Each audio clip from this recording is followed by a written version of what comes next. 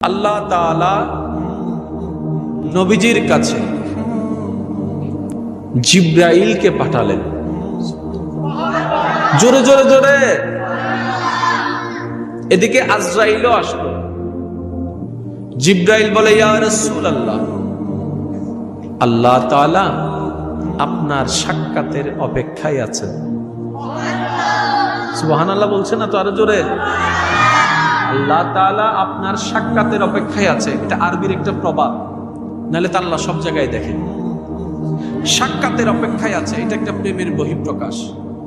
এই কথাটা শুনে নবী রাহমাতুল লিল আলামিন দুই চোখের পানি অজর দরায় ছেড়ে বললেন, ও জিব্রাইল, আমি যদি চলে যাই আমার উম্মতগুলা তো অভিভাবক হারা হয়ে যাবে। আমি যদি চলে যাই আমার উম্মতগুলাকে কে দেখবে? আমি যদি চলে যাই আমার উম্মতের দায়ভার কে নিবে? আমি যদি চলে যাই আমার উম্মতের জিম্মাদারি কে নিবে?